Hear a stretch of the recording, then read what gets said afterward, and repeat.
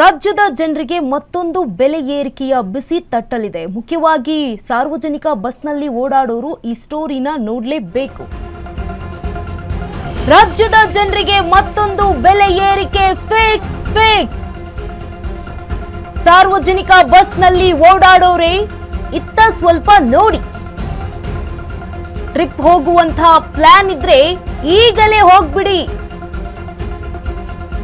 ಯಾಕಂದ್ರೆ ಮತ್ತೆ ದುಬಾರಿಯಾಗಲಿದೆ bus ticket ದರ.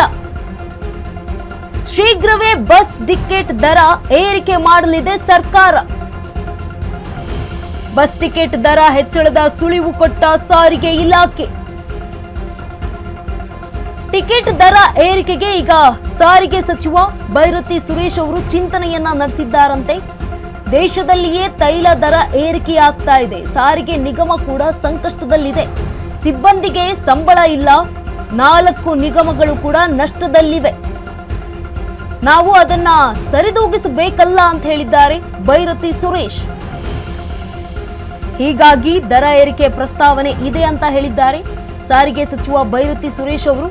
ಸಿಎಂ ಜೊತೆ ಚರ್ಚೆ ಮಾಡಿ ಶೀಘ್ರವೇ ಈ ಬಗ್ಗೆ ತೀರ್ಮಾನವನ್ನ ಕೈಗೊಳ್ಳುತ್ತೇವೆ ಅಂತ ಕೂಡ ಹೇಳಿದ್ದಾರೆ.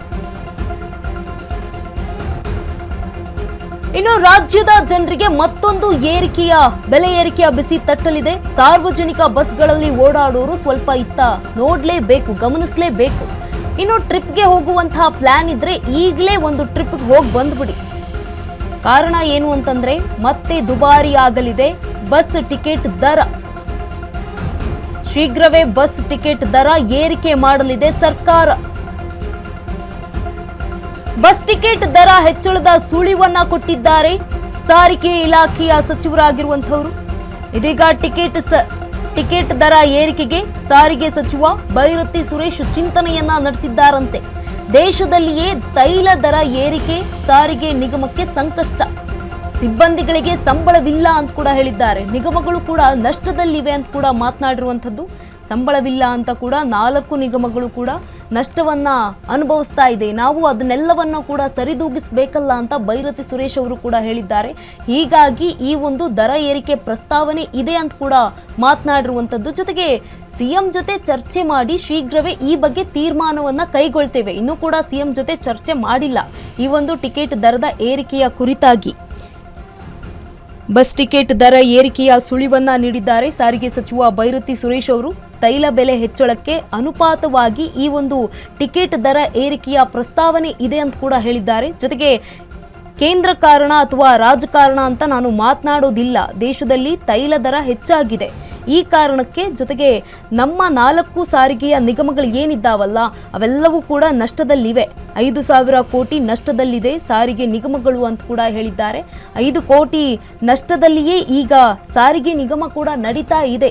ಈ ಒಂದು ಕುರಿತಾಗಿ ಎಲ್ಲವನ್ನ ಸರಿದೂಗಿಸಬೇಕು. ಜೊತೆಗೆ ಸಹೋದ್ಯೋಗಿಗಳಿಗೆ, ಸಿಬ್ಬಂದಿಗಳಿಗೂ ಕೂಡ ಅವರು ಸಂಬಳವನ್ನ ನೀಡಬೇಕು.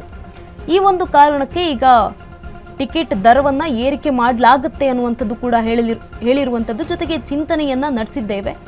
ಈ ಒಂದು ಕುರಿತಾಗಿ ಸಿಎಂ ಡಿಕೆ ಶಿವಕುಮಾರ್ ಅವರ ಜೊತೆ ಚರ್ಚೆಯನ್ನ ನಡೆಸ್ತೇವೆ. ಆ ಬಳಿಕ ಈ ಒಂದು ಟಿಕೆಟ್ ದರದ ಬಗ್ಗೆ ಮಾಹಿತಿಯನ್ನ ನೀಡ್ತೀನಿ ಅಂತ ಕೂಡ ಅವರು ಹೇಳಿದ್ದಾರೆ. ಎಷ್ಟು ದರ ಏರಿಕೆ ಮಾಡ್ತೀವಿ ಅನ್ನೋದನ್ನ ಕೂಡ ಅವರು ಮಾತನಾಡಿರುವಂಥದ್ದು. ಸಿಎಂ ಜೊತೆ ಚರ್ಚೆ ಮಾಡಿ ಶೀಘ್ರವೇ ಈ ಬಗ್ಗೆ ತೀರ್ಮಾನವನ್ನ ಕೈಗೊಳ್ತೀನಿ ಅಂತ ಕೂಡ ಹೇಳಿದ್ದಾರೆ. ರಾಜ್ಯದ ಜನರಿಗೆ ಇದೀಗ ಮತ್ತೊಂದು ಬೆಲೆ ಏರಿಕೆಯ ಫಿಕ್ಸ್ ಅಂತಾನೆ ಹೇಳಬಹುದು. ಸಾರ್ವಜನಿಕ ಬಸ್ನಲ್ಲಿ ಓಡಾಡೋರು ಈ ಸ್ಟೋರಿನ ಗಮನಿಸಲೇಬೇಕು.